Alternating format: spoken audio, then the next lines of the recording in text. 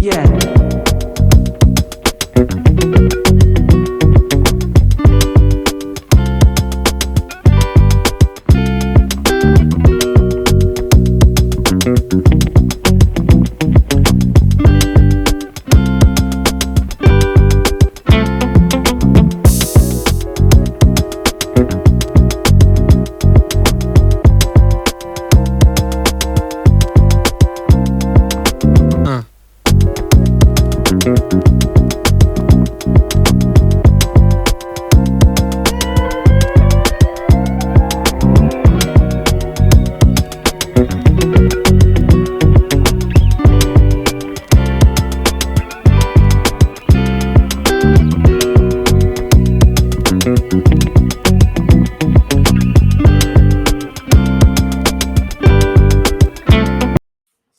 Well, good morning, good afternoon, good evening to wherever you are in the world. Welcome back to another lovely episode of Kuv The Kang.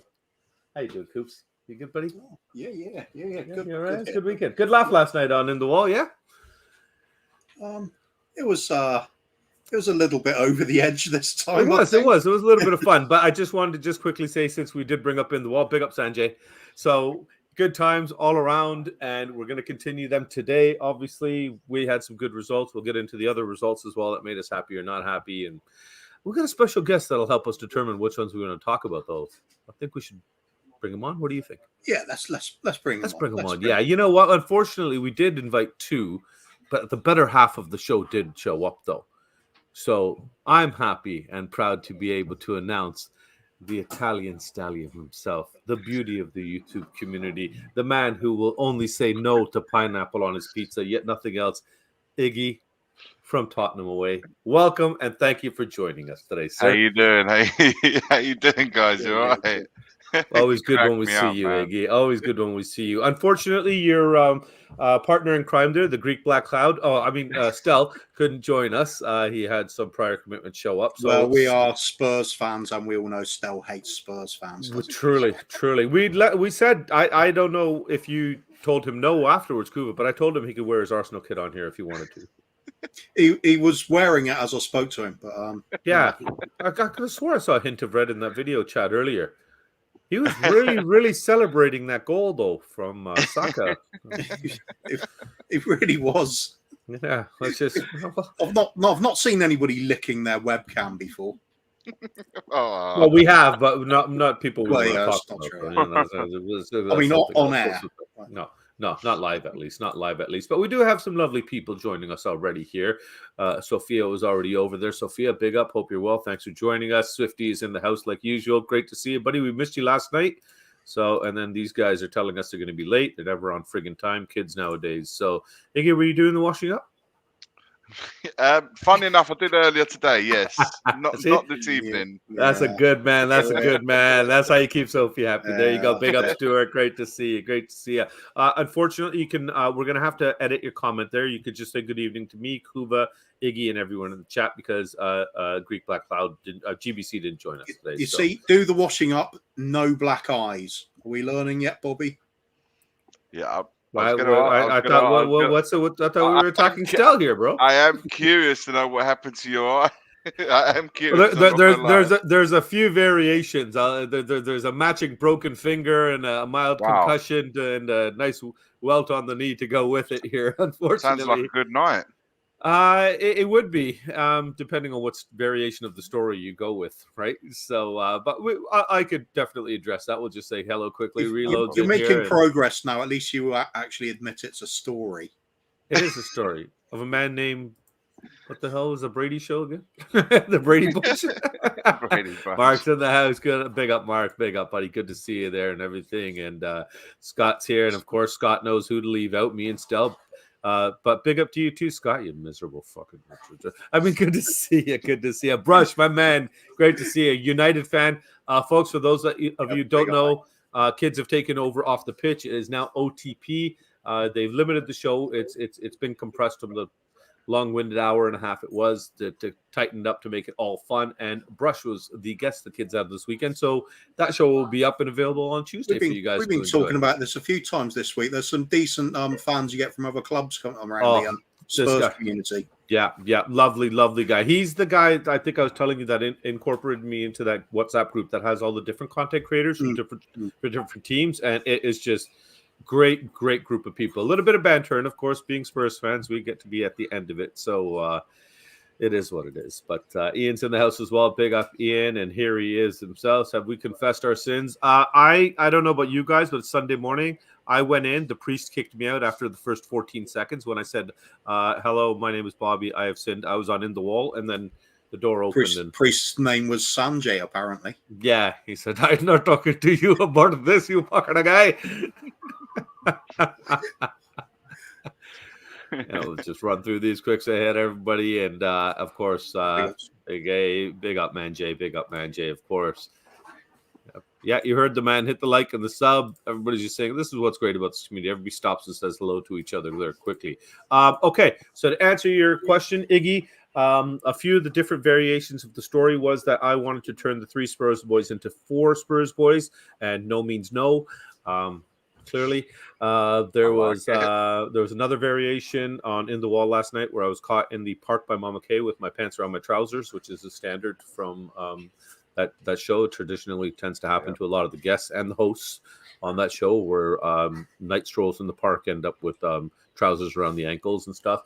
But in reality, I just don't know how to friggin' walk anymore. Caught a curb with my trailing foot, tripped on the curb, went straight into a metal beam that was holding a sign, smacked my face right into that, turned, spun, landed on my knee, smashed my knee, landed on my hand, broke my finger, turned and landed up on my backside. The only thing that saved my ass was I had a knapsack on, so it saved. I just gave myself a little bang on the back of the head, so that saved me from it being too bad. So banged up. Wow. Down but not out, my friend. Down but not out. And when I got 2 lovely guys like you joining me, it can only make a guy feel better, right? So, but totally unrelated news. Mama K's weight training and left hook are in top working order. Yes. And she has been using the Evander Holyfield home workout sessions, and I'm telling you, they work, folks. They're free. They're available on YouTube now. They'll be streaming through the 3 Spurs boys here, so feel free to like and subscribe and join Mama K for her knockout Bobby K workouts. I mean, her knockout workouts. Oh, sorry. Kuvs. Bobby, you're up. Where do you want to start? Don't know, mate. I mean, I'll just come here for the laughs. I do too, man. But we got to talk about football. Apparently, some of our fans want to talk about football. We'll do football. Okay, we'll talk about football. Okay, we'll talk about football. It is. Football it is. Okay, Iggy, very, very simple. Since you get to be the prime decision maker, sole decision maker, representing Tottenham away, because, well, Stel is away. So thank you for being here. So kind of you to honor your commitment to joining us today. Dig. So we do it really simple. We're going to bring up the scores from the games over the weekend there. You let us know which ones you want to discuss. We know you've done this. Thumbs up, thumbs down to the ones that you want to actually feel that they deserve any of our time at all. And if they don't, then we'll just go right by them there, right? So Mark, stop telling my secrets. Yep, Cody's in the house. Big up Cody. Ronan's here as well. And of course, this lovely lady is joining us. However, see, that's why you were streaming. So we're help us help you. You help us. This is great. I love it. Okay. All right, go ahead, Koofs. You're up. Do we? Oh no, that's way at the bottom of the list, didn't I? Oh, we started at this one, didn't we? What do you think, Koofs? It's a few weeks ago. You'd say probably Leicester would be looking for this as their first win of the season, but Bournemouth have drastically improved, haven't they? Since changing managers, they've had more than a bounce. They're starting to look like quite a decent side for a little bit. Getting the results, certainly. Leicester, deep trouble. I think the longer Brendan Rodgers stays there, the more impressed I am with their resilience. So they're going against the grain of just sacking a manager very quickly. But it's coming, isn't it? They are just cannon fodder for everybody. Yeah. Yeah, and what do you think, Iggs? Did you actually see that result coming here, or did you think again? No. I know what Kuv was saying. They have been doing well since the change of manager effect, and it's still going. I thought Leicester had turned the corner and expected them to at least get a draw, but it just isn't going their way. I'm not too sure what's happening. And the fans at the end of the game, if you saw, from what I saw from Match of the Day, they weren't happy, and they let the players know as they went over to the away fans to applaud them for coming to that game. The Leicester fans were quite vocal. One particular gentleman I remember lip reading very well, saying, "It's not enough. It's not enough." So I agree with Kuva. That's only it's not it's not if, it's when, isn't it? Now it's with Rodgers. Well, Yeah, I let me think pose this to both of you, if you don't mind. Sorry, Cooves. Go ahead. I was just going to say quickly about some of the Leicester players. I mean, they've obviously sold some on. That's made a difference, but Didn't make it they anyone. were poor last season as well for half of the season. It's their forwards that, strangely enough, despite them shipping all those goals, it's the forwards I'm most puzzled about. Iniacho, we've always looked at and thought he's a good player waiting to develop, and he never really seems to do that, does he? He's just struggles to get a decent goal tally, and any other option they got, unless it's Vardy, don't look like they're fit for purpose. They didn't invest, did they? They didn't really invest this summer, so they lost a couple of big guns. Literally everything on Maddison, isn't it? Yeah, it's all on Maddison, and for me, I think it's still going very much under the radar. And for me, I've always questioned it. What happened to their club captain? Why was he shifted out of the door so quietly and after giving so long a service? So a presence, that Casper has got a massive presence in the locker room. How he was left to go and not replaced adequately, not just the goalkeeper, but the person and what he provided for that changing room and for that locker room is beyond me. It's beyond me. Yeah. And the fact that he was let go for almost pennies, considering what the market is there for a quality and it was so keeper out there. sudden. He's It was still got so good years sudden, left. Bobby. It was so sudden. His departure was so sudden. Unannounced completely. Unannounced. Well, the only announcement was his departure. There was no lead up to it. There's no foreplay. The way we Tottenham fans are linked to 5 million players coming in, 5 million going out. There was nothing with this one, like you said. No. Now, I just want to ask you to this one. How does this reflect on Rodgers, though, the fall from grace? Not so long ago, FA Cup champions, now to the point where they're bottom feeders. We're talking about a significant drop. We're not talking about dropping 3 or 4 places in the table. We're seeing guys that have just completely fallen off the charts here. So I want to know, how the hell does this guy still have his job? They've got a more tolerant board than a lot of clubs, that's for sure. They will stick by people for a lot longer. They know the score with them. They must be aware they haven't invested. I mean, Igy said as well. We know this. I think the board have actually got an appreciation that they have got a big part in this. So they might be sort of giving him some leeway, see if he can turn things around and being patient. I think it's a credit to him in that respect. But clubs struggling. They are really struggling. Come January, I think we might see some panic signings because they're going to have to shake something up. If Rodgers is still there. Sorry, go on, Igy. No. All I was going to add to that is that the blessing in disguise is the World Cup is only a few weeks away. Maybe they're just trying to get him to that World Cup break.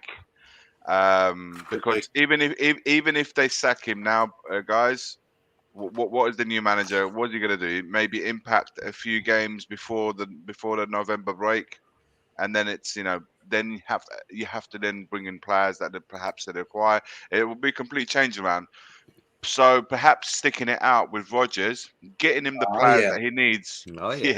Getting him the players that he requires to really have and really go big in the second half of the season is their only saving grace.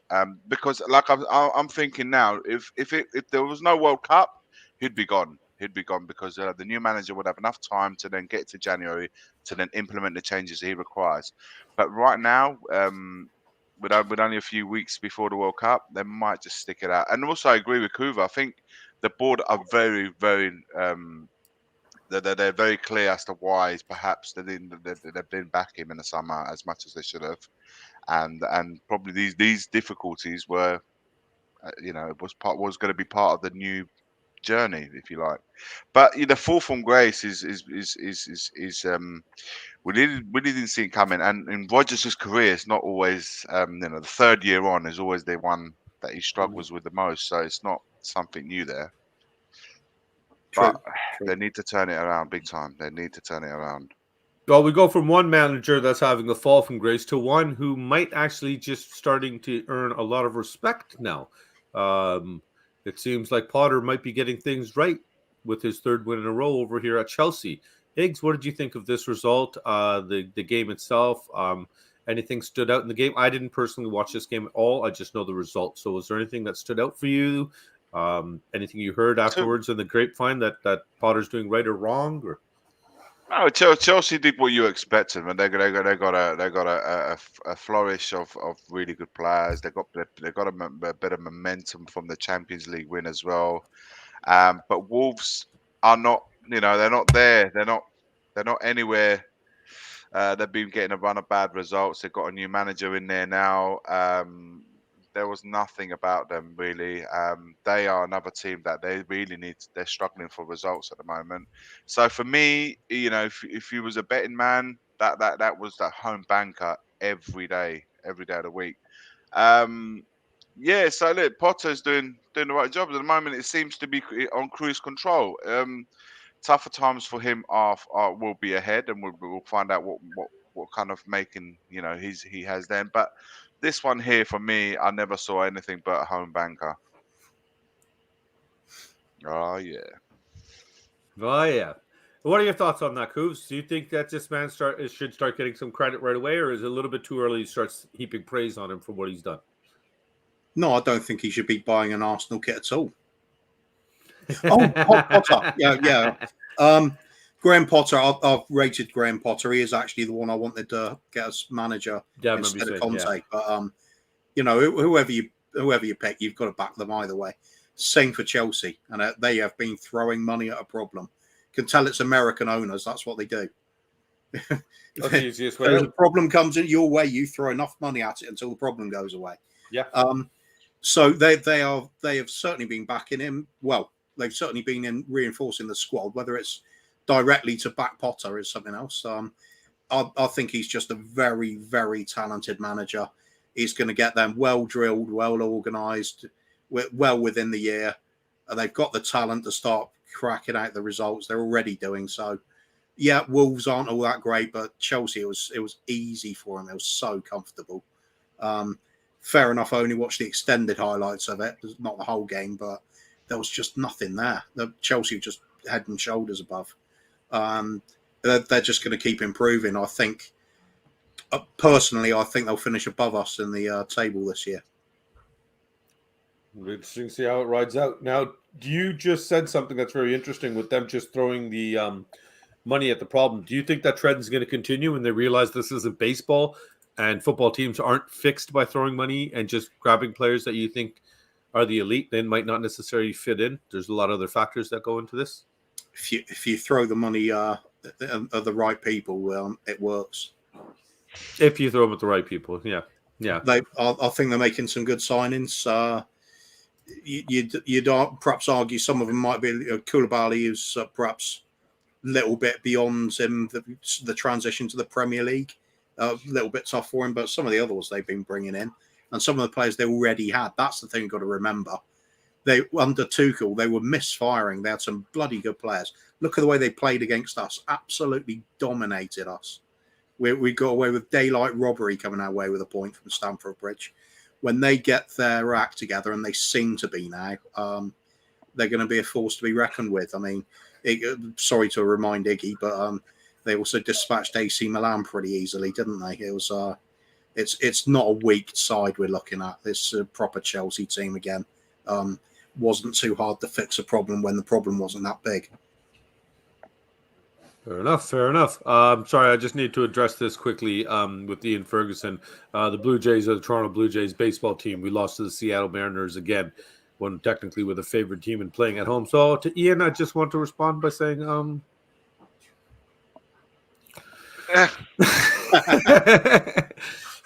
keep your baseball in America. I like cricket. Okay. So we can see them going onwards and upwards here. Hopefully not too far. But speaking another team that's, I don't know how they can get better. I was watching this one yesterday, and I just, they fucking scare me, for lack of better words. They truly, truly terrify me. I know on In the Wall last night we were talking about how we need to still build and get a little bit stronger and everything like that. And it's I think we're way, way behind City now with the addition of Haaland. I think everybody is. Oh, yeah. I mean, this is a result for Southampton. They didn't concede 9. Yeah, fair enough. Yeah, Haaland only got 1 goal. I mean, that's like a bit surprising, isn't it? they got past. A striker only gets 1 goal in a game, and it's like, oh, had an off day, did he? What more can one say? What more can honestly one say about this City side? They have absolutely everything there is to have. Listen, with that team, it's when you're away from home, particularly or their ground, you got to kind of be a little bit anti-football, but not anti-football in a sense. You got to be really on your game defensively, and even then, you're not guaranteed. It seems like we seem to be the only team that they always don't enjoy to play against. But right now, man, this guy that you're just talking about, Haaland, he's a different breed. Honestly, he's taking this Premier League by storm. He only has to really be that focal point up front and finalise every attack, which are many that Man City create. And not surprisingly, he's always, if he ends up scoring 1 goal, it's almost like a disappointment, Yeah. But listen, who's going to stop this side right now? I don't know. Even Spurs this year, I don't know, guys. I think they're gonna be. I think every team is gonna be in for a whipping, if you like. We're going, especially at the Etihad. So if we can, if No, you can get, it's not if in the we can, wall. if we It's Kuv can The get, Kang. It's Ojish. if we can get anything going there from there, it will be an added bonus. But if you lose, is it really a surprise? So I suppose the pressure is off for whoever goes to play them at the Etihad. I think Liverpool are next now, aren't they, to go to the Etihad? So, and they've had their worst start in 10 years. I was hearing earlier on. So it's, I think patches of today's game, Liverpool were looking quite good though, but it was yeah. just patches, wasn't it? Where's that pressing they were so known for? That intensity, that rock and roll, that rock and roll football that Klopp was always on about. Yeah, the champagne football and everything. Yeah, they're not. Well, we'll get it. We'll get into that game in a little bit there, yeah. though. Yeah, we'll get into that one in a minute here. But I like Scott M's comment to Has here. He's basically saying that everybody but City, are out of the title race. And I honestly, I'd like to think Scott's out of it sometimes just to bug him, but it's hard not to argue that, and even Ian saying only City can stop City right now. Is it going to take self-implosion, or do you think with the right tactics, like you said, setting up shop, playing very defensive football, maybe trying to punch them on the counter the way we have in the past, is that maybe a chance to get at them? Because Newcastle scored 3 goals against them and quickly. Yep. So they are conceding goals. It's not like they're impenetrable. They're scoring a lot of goals is what it is. But that Newcastle game could have easily finished up 10-3 to City though. Gee, the inhalers must have found out. Yeah. Very good reload. Very good. Well, it's true. What's got a 7-year shelf life? Klopp at Dortmund, Klopp at Liverpool, and inhalers, the steroids in the inhalers, so they dissipate after 7 years. Every team, including City's. Oh, Ronan's here. He's a Liverpool fan, so I listen. I have one in my house, and he was disappointed in the end. But look, at the end of the day. Every team can be got at. Every team have vulnerable points, even Man City. It's just a question of really, really going in with a plan and I hope that it goes to fruition. You've got to be really, really tight at the back and really I can see that, and also got to make it count up front. So Toe to toe with Man City right now for any team, it's gonna hurt bad. So we'll see. We'll see. We're gonna see how it's all momentum. It's all form, isn't it? So at the moment, both Man City and Arsenal are wiping the floor with everyone at the moment. But form is temporary. So there'll be good days ahead for other teams as well. So we'll see. It's gonna be a long season. Anything you want to add to that one, Cooves? Is there anything in there that you see? Do you see anything? Do you see a chink in their armor at all anywhere? Like we said, they conceded a few goals, but Pep will tighten that up. But they're firing at will, man. Like it's a joke. This is the crazy thing: is even if Haaland has an injury, they got Alvarez, who's a fantastic player as well. Quality player. Him. Yeah, really player. They just got goals all over the place, and they always have had. Sensible investment as well. Sold off some of their surplus players, made a profit on the window, didn't they? Did they? I think they did, didn't they? So they're just, as well as throwing the money at the club in the first place, they've also been sensible with what they've done since then. Got themselves up in front and bought quality every time. It's a bit sickening, really, isn't it? Can't wait to see them fail. It is sickening, but to add to the sickness, let me bring in somebody that's going to help you feel a little bit better. Talking of sickening, he's talking of sickening. He might make you feel a little bit better, but just don't make direct eye contact, because sometimes it's not aesthetically as pleasing, but internally, spiritually, he is just absolutely beautiful. Oh, Bob, we've just Bob. Oh, hey, Bob. Hey. Big up Bob from BobSpur TV. Welcome, Bob. Thanks for joining us, man.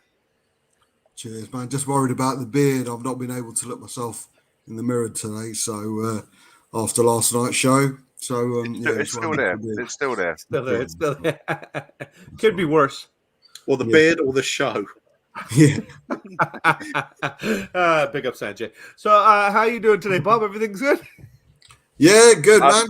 I saw my dancing, don't worry.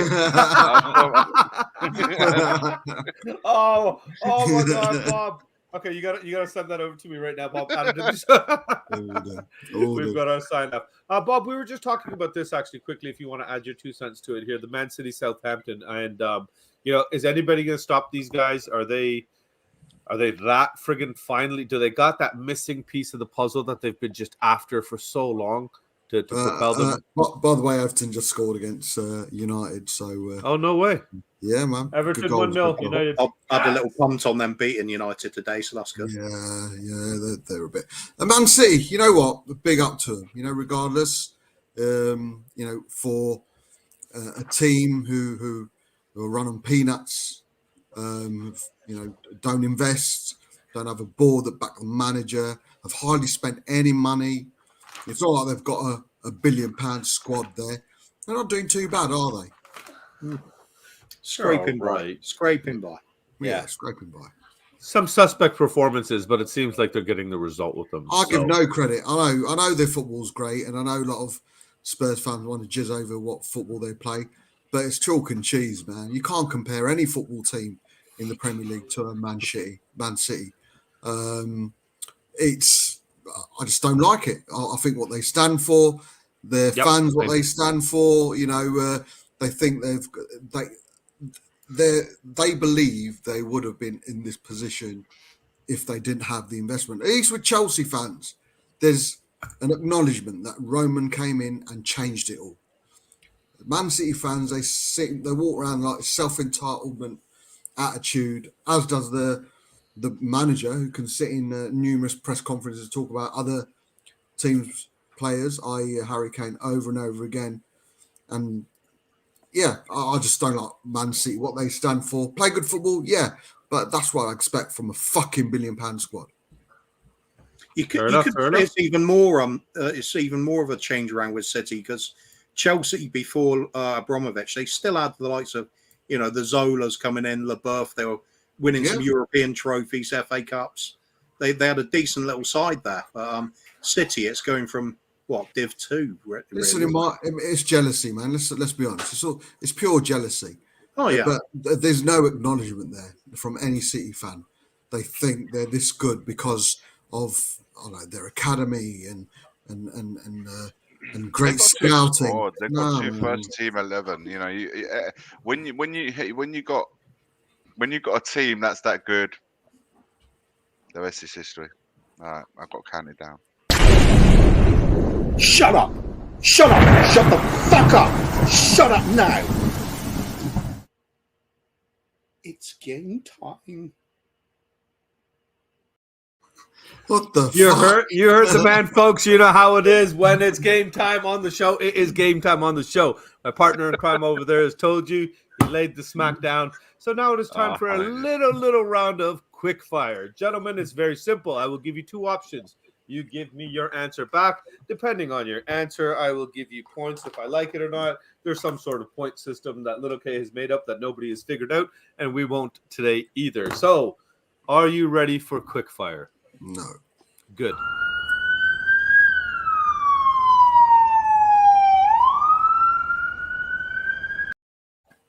Iggy, it's very simple. You ready to go? Oh, could do this one with you for today, Iggy. We'll do this one with you today. Hoddle or Gaza? Gaza for me. Lineker or Greaves? Lineker. Ledley King or Gary Mabbitt?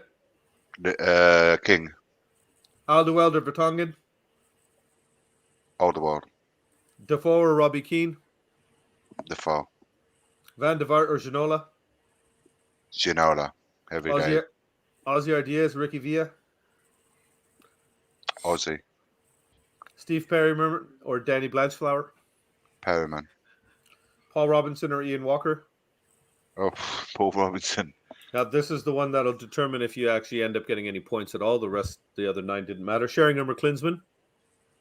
For me, Sheringham for me. Good answer. Good answer. Somebody was paying attention to the intro videos. Very good. You got points. Thank you. Bob, over to you now. We know you're a little bit under the weather here, so we'll make yours a little bit easier here. We'll go with the newer guys for you. Son or Kane? Kane. Richie or Kulu? Richie, my boy. Spencer Doherty? Doherty. Perisic or Cess? Perisic all day long. Basuma or Skip? He's one of our own. Skippy. Longley or Davies? Davies. Dyer or Sanchez? Tyre. Good choice. He picked Dyer. Relax. Some choices Big you got K there. comes God, water. where's Kim? Man, Kim, he must be like this.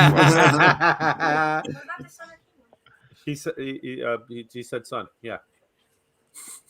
He did. Little K. He said son. Yeah. Okay. Yeah. Go away. This ain't your show. That. Get out of the room. Mora or Hill? What was that, sorry? Mora or Hill? Mora, man. White or Alfie Devine? White. Hoiberg or Bentancur? Racism.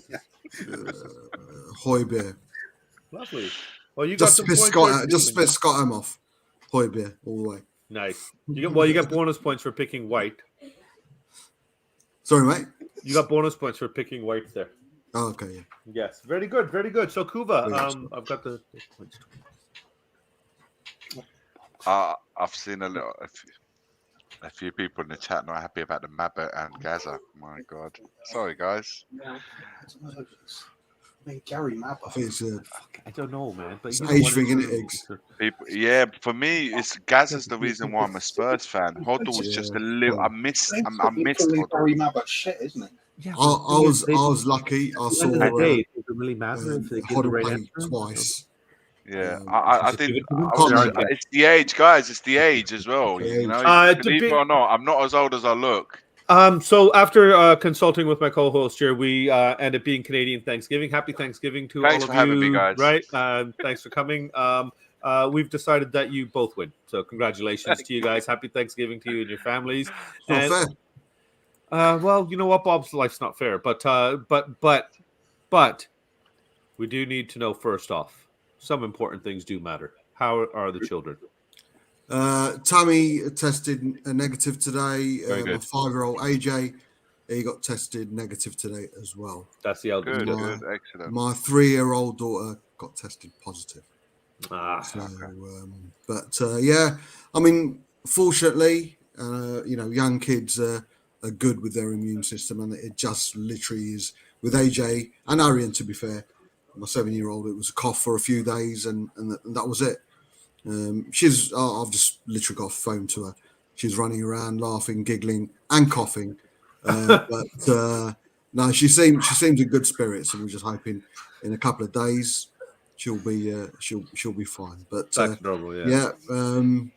Yeah. So everyone's fine. She's tested positive. Well, at least everyone's done now. Everyone in the household is done. So as Brian Daigle called it, COVID Central. Yeah. Yeah, Arsha's 3-year-old. She's got it at the moment, but yeah, she'll be fine. She's a fighter. She's anything like her dad. She'll be fine. There you go. And I don't know who her dad is, but I hope he's no. Well, the guy that she does call dad, apparently he was in a coma. Did you hear about that? No. Back in December. Yeah. It's maddening.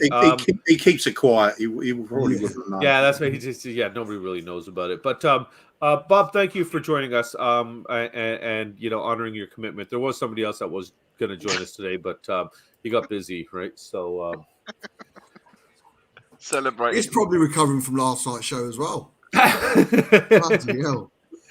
We were all on there. Oh no, Iggy wasn't on there last night. No. He was. I was.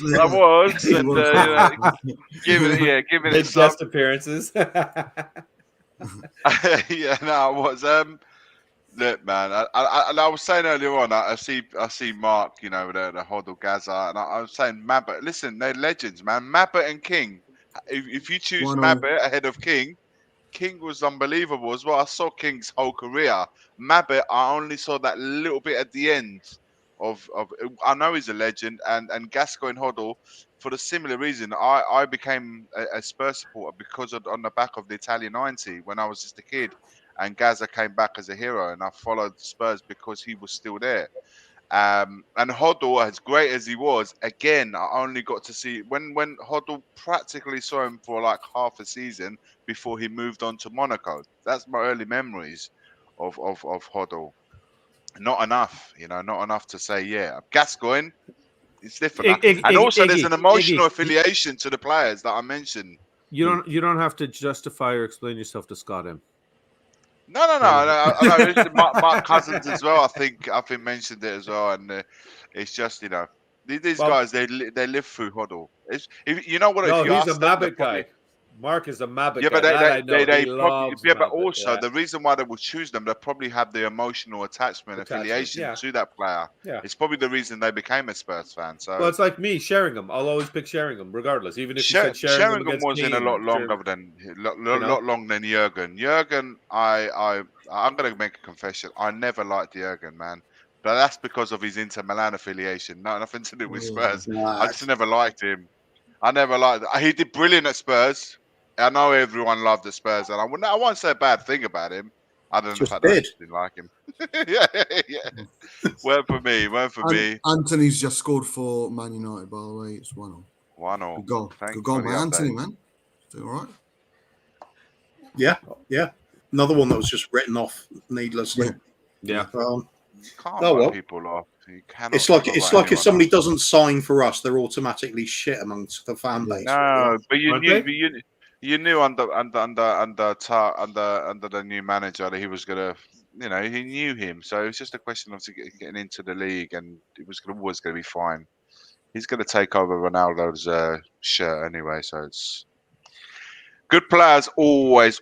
The cream always rises to the top. So yeah. No, Jesh.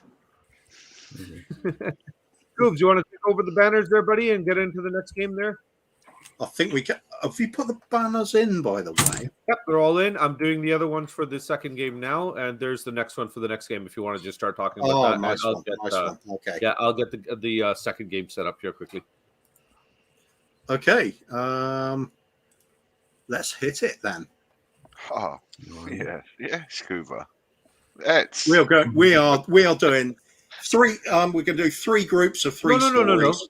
No, we're doing the other one. Stories. No, the banners. Let's do the games first. Finish off the games. I thought we just finished with that. No, we're just disregarding it. No, we got to go through them still. We got a few more. Oh, go on then. Yeah, Go on let's then. we got these ones. But Bob hasn't had much talking time yet. Yeah, so exactly. let's That's go why to I Iggy. figured. These guys are the new kids on the block. They really are. The new up and coming City. You know, we just finished talking about Man City, and these guys, we know where this is heading in the next year or two. They're gonna. I'm not gonna say they're gonna be on a Man City's level, but that's the aim, isn't it? You can see that they're gonna take their fast track to where they want to be. They want to make European spots this year if they can. Champions League the following year, and then soon enough they'll be challenging for the top honours and domestically. So these are the new they wipe the floor with Brentford, who are not a bad side. But you're going to start seeing a lot more of these kind of results in weeks, months ahead. And when that happens, once this manager's role ends up, you'll have a big manager heading there to take him up to the next level. It's only a matter of time until that happens. But at the moment, Rob Howe's doing a good job. I'm just curious. Why is he being written off already when he's actually getting results? And I don't think people even expected him. Rob's a good. Rob Howe's is a good manager. Look at that still there. I thought he'd done a Ranjit there a minute. Rob Howe's a good manager, but I think the reason why I mentioned a top manager is to attract the different players. How are you going to get players to Newcastle, Bobby? They're not, other than Newcastle, a big side up north for the Northerners. They're not a big side, a big club when you come down for the rest of the country, Europe, the world. To attract those players there, you've got to do something different, and that is to bring a world-class name, an elite manager, give them shitloads of cash to then go and spend on players, and to get them to go to Newcastle. Once you get the one or two, then perhaps they can expand. Because otherwise, what's going to be the attraction? The attraction is only going to be two. Either there's a project there with a manager that's going to take them all the way to the top, or you throw money at it. How else are you going to get those players that have never been to Newcastle in their lives to get there? We know Newcastle, but anyone else outside of it, they'll be like, who are they? Who are they? Why would I You mean Eddie Howe, yeah. Sorry, my bad. Who did I say? Rob Howe. Rob Howe. Who the hell is Rob Howe? I don't know. I thought it was Rob Lowe you were on about. But no. I don't know why I said Rob Howe. You're right, guys. It's Eddie Howe. Sorry. Oh, you were just thinking maybe of a cousin, Roberto. Roberto De Zerbi. Now, that guy is going to be a really good manager. You guys are going to see a lot more from him in due course. Yeah. But yeah, you're right, guys. Sorry, Eddie Howe. My bad. Thanks for correcting me, guys. Bob, what do you reckon then? Newcastle nowadays? Yeah, I think Newcastle fans' reaction to the big money takeover would be our reaction would probably be similar. About time. We don't care where the money comes from. Well, majority of us don't. It's about time we're going to rebuild. I'm a bit surprised it's a bit slower than what I anticipated. I think even Man City, when the money came in, they got a Robinho through the door, didn't they? First of all, and have they had a Robinho-esque signing? Probably the Guimaraes is probably the closest one. But yeah, I quality, think by the way. Yeah, quality, absolutely. And I do think it's only a matter of time before they're up there. They're doing really well. Hit 4 last week, 5 this week. Good couple of goals there from Guimaraes. Isn't it amazing that Grealish, who basically took the piss out of Almiron has actually got twice as many goal involvements as Grealish has so far this season. I think there might be. But hey, I think Newcastle are on the up, and I'm sure their manager, James Howe, will do very, very well. Yeah, I like Frank Howe over at Newcastle. There, he's not doing that bad. Kuva, what do you think about Philip Howe over at Newcastle? Do you think Greg Howe is doing a good job over there? Because I think James Howe can actually do well. I think Jeff is I don't think Patrick Howe gets the respect he deserves, and it's shameful to me because I really think that Andre Howe's Pochettino. That could be a job for Pochettino actually moving forward. Wow, you just got to say Simon by name, David by nature, isn't he? I think they've done exactly the way I would like to see it done if we're in the same position. Build from the back, buy sensibly, buy quality. They've done that. I think we're looking in the years and ahead for them cracking on and trying to get in the top 4. I see them pushing for it this season. Yeah. They started off slowly. They started to get the grips with things. Now the goals are flying in as well. They're already hard to beat. They've only lost the 1 game. They're going to be on everybody's heels. I think they can. I think they could do it this season. But there's a few clubs pushing for that top 4 spot. It's only really City that are guaranteed runaway, isn't it? Everybody else is just a couple of injuries away from having a bit of a slump. Newcastle are the sort of team that could push their way in. However, they're also prime for that. If they have a few injuries, Guimaraes out, Pope out, they're back to the same sort of thing they had before.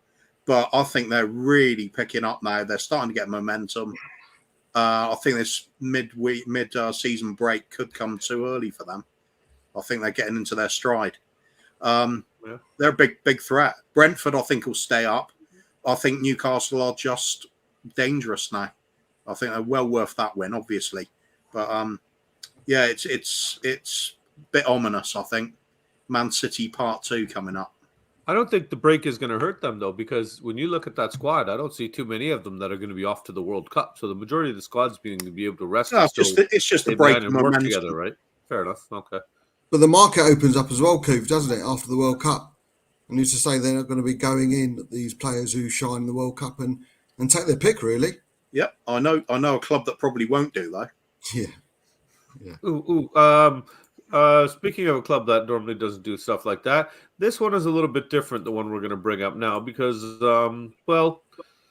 we have to give them a little bit more attention because they are our beloved Spurs. But the way we run this one is, gentlemen, simply, we will give you guys 3 minutes each solo time. You vent, you praise, you cuss, you worship, you honor, you do whatever the hell you want. It's your 3 minutes. And Iggy, we will start with you. And sir, your time starts now. Right, guys, considering it was an emotional last couple of days, 2-3 days, you can see right at the start from the game, running from kickoff, just the emotions were running high from the players, from the manager. But we started well. Defensively, I thought we were very, very solid. They tried to break us down. We got the opportunity to strike and we scored.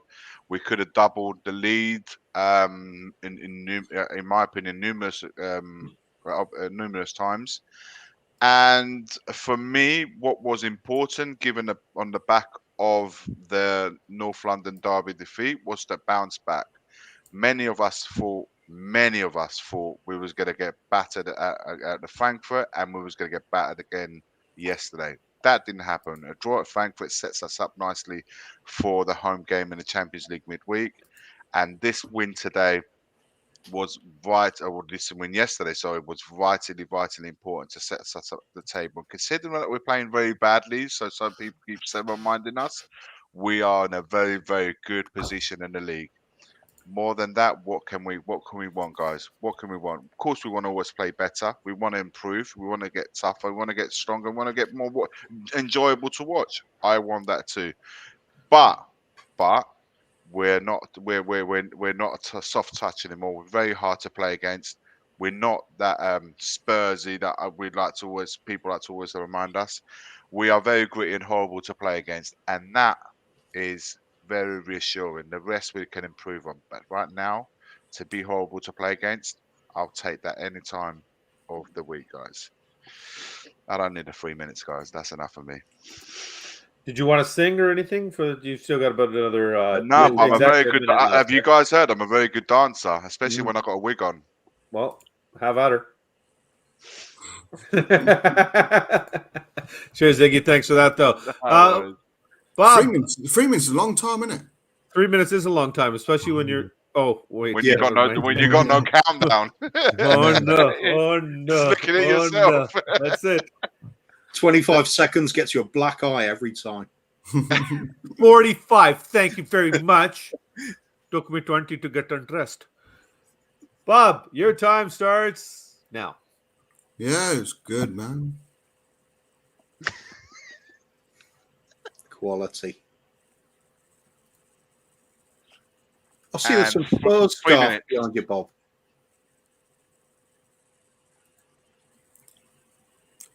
And 3 minutes done. Well done, Bob. There we go. Nice. You don't fucking tell me what to do in a certain time. I do what the fuck I want to. No. I'll do it. So, emotional day, like Ig said. All that was put to one side, put on a really good professional performance. I don't think our own fans give credit where it's due. Never mind the likes of Sky Sports or TalkSport. I thought we were really good yesterday. One thing Conte has done is made us hard to beat. 2 defeats in 19 says that. 2 clean sheets in a row now. It's good. It's ironic, and I mentioned this yesterday. A lack of midfield presence seems to be the narrative that everyone wants to go to. Yeah, I would argue and say Højbjerg and Bentancur have probably been 2 of our best players so far this season. So, I think we need to start putting credit, a bit more credit to where it's due. Can we play better football? Yes, we can. But that comes with better players. Right now, it's all about the points on the board, and we're getting that. We had a shit show against Arsenal. We always do. But like Iggy said, it was all about bouncing back with the emotional turmoil that the team had on them. So, absolutely brilliant. Good performance, solid performance, and it's up to us to take that into the Frankfurt game and get 3 points there. A must-win game, and then obviously back to Everton, isn't it, next week? Yeah. There we go. Thank you, gentlemen, for giving us your input. Kuva, what did you think about that? How did you feel about yesterday's game, buddy? Oh, hi, Ronan. Sorry. Yeah. It was, yeah. We've all got them. Don't worry. We've all got them. Yeah, Do you need a minute, buddy? No worries. No, it's fine. It's fine. Yeah, okay. Only children, I'll let them run around in the garden or something. It's cold. And that's what happens when you don't wrap it up, guys. See? That's what happens. You have children. Absolutely. Oh, that took about 25 seconds. No, we're not there. Could have time 45. Could have time for that pizza. Yeah. There's the big lot of talk this week about playing style and everything like that, and we pretty much gone through it all in one shape or another. If no matter who the manager is, it comes down to just backing him. You've got to provide him with whatever he needs to get the job done. So if we got Conte now, we've got to go full in Conte. Oh, Jesh. Yep. It's that's the way it is. It's not the sort of football I particularly like. Well, in fact, I hate the way we played for 60 minutes of the game yesterday. But in that first 25 minutes, we looked fairly decent. So I've got to believe that if we get in more quality players, the standard of football will increase as well. So we just got to get behind it. Bite our tongue, bite our knuckles, whatever. If you don't like the football at the moment, just got to get through this period and see if we actually get some players in that Conte can use and make us successful. Because the football will come a bit to go with it, but not enough for my liking, obviously, because I'm bloody difficult to please in that respect. But at the end of the day, winning things does matter. It's a lot easier to take some bad football if the results are coming, and they are coming. Bar the disastrous Arsenal game and that away game in Lisbon, we've otherwise been doing the business as far as points are concerned. That's another by the way. Oh yeah. Jesh.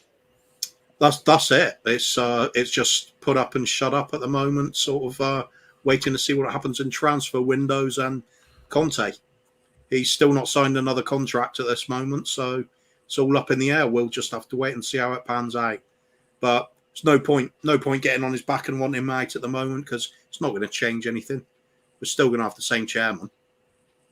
Yeah. Fair enough. Now we will get into what's this? Wolves are saying good if we believe. We're on the quad. Quad still on, Coop? Still in it. Yep. There we go. The quad's still on, folks. So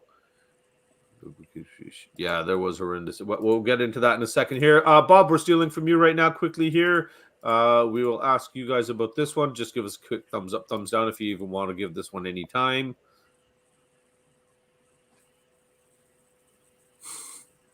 Okay, so Crystal Palace and Leeds play yesterday. It was a thrilling game, a massive 2-1 victory for Crystal Palace, and that was fantastic. Yay! Moving on here now, we've got the West Ham and Fulham game here. Western. I don't need to learn how to spell, obviously. Western. No, it's Western, good enough. It's disrespectful. Yeah. I like it. Yeah, fuck them. Fuck them. Okay. Fulham, I just want to say quickly, I actually thought they'd be doing better, and it seems like the wheels have fallen off of their over their last few games in a row we've now. put our thumbs down. We've already put our thumbs down. Yeah, what are you talking about, man? Yeah, but I asked you guys if you want to talk about it. It doesn't matter. No, I didn't. I mean, what's the point of doing that? Yeah, but that's you don't have to talk about it. Oh, okay. You put your thumbs up. Yeah, I know. But I don't listen to what I say. Do that.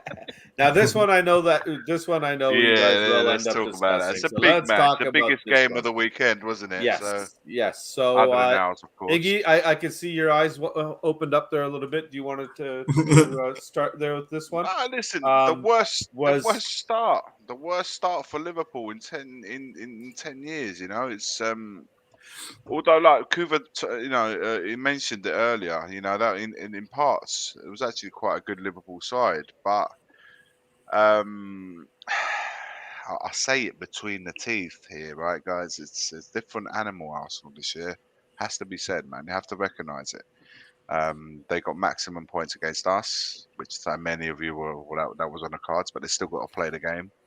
They got maximum points today. They were able to rest the players in the Europa to keep that freshness within the team going. They made something like 8 changes in Europa. They only played like three of their first team players.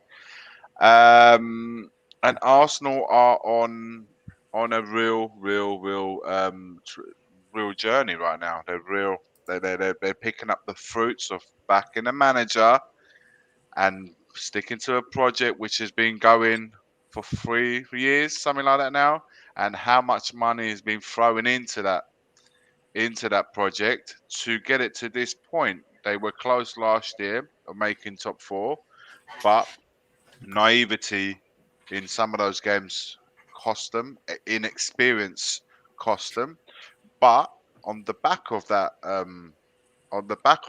disappointment, they seem to have got themselves it seems to have benefited them for this year. And you have to say, you good football backed by results. And this is what happens when you have a project that's backed financially, not just by words. Financially, you back your manager because that's an investment they didn't put in Arteta. And Arteta, in a few years, in that journey, how many times was his head called? To get sacked. Yeah, many a times.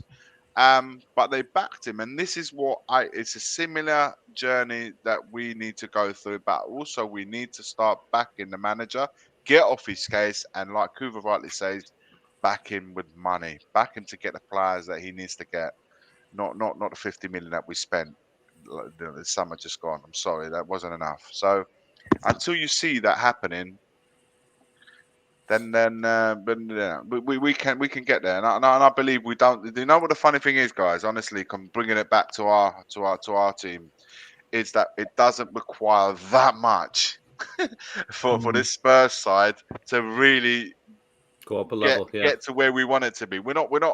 It's not that many players. We're talking about 3-4 quality players.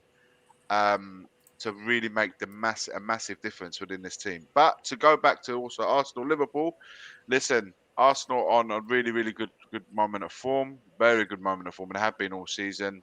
And the tests have come, and they have responded. I think bar one against Man United away, which I felt also they were unlucky to lose that game. A little bit has to be said. They're playing teams off the park. For Liverpool, and for Liverpool fans, I know they're in the chat as well. I don't know, man. I don't know.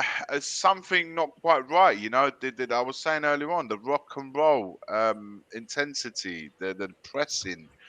Where is all of that? I saw one instance that the goalkeeper taking a goal kick, Van Dijk allowing it to bounce. with Jesus smashing into their goalkeeper. What's that all about?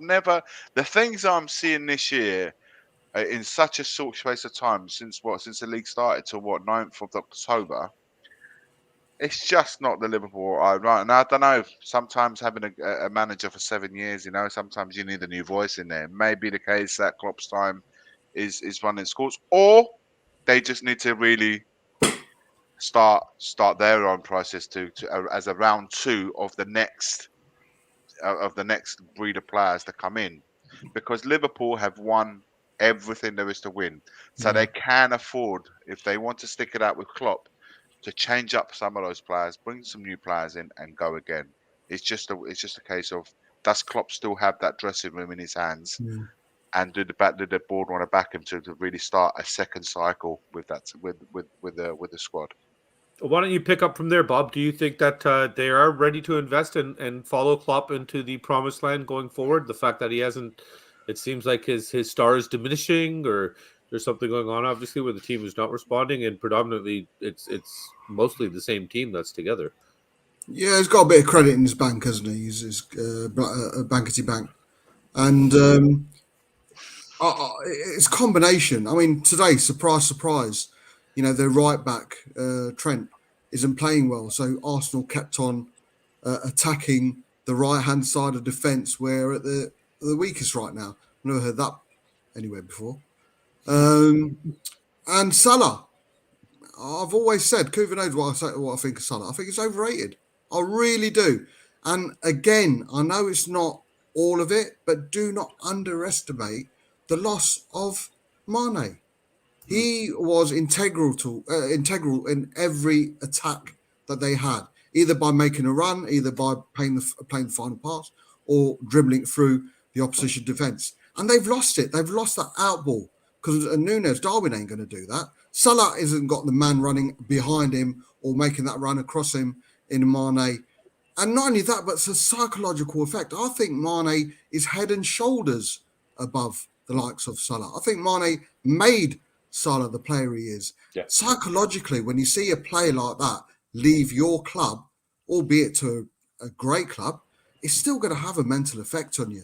And then for Salah to unprovoked, it was unprovoked. And even he said in an interview, by the way, I did make assists for Mane as well. So he knows what the narrative is. He knows himself that, he was living off Mane's excellence. So don't underestimate that. As a whole, with a football club, with a football team, Mane is a big, big loss. Mane's departure hasn't made Trent a poor defender, but maybe it has, because they had a great link up down the right-hand side when Mane did. Trent's crossfield balls were exemplary. They were brilliant last season, but they had a Mane at the end of it. They don't have that.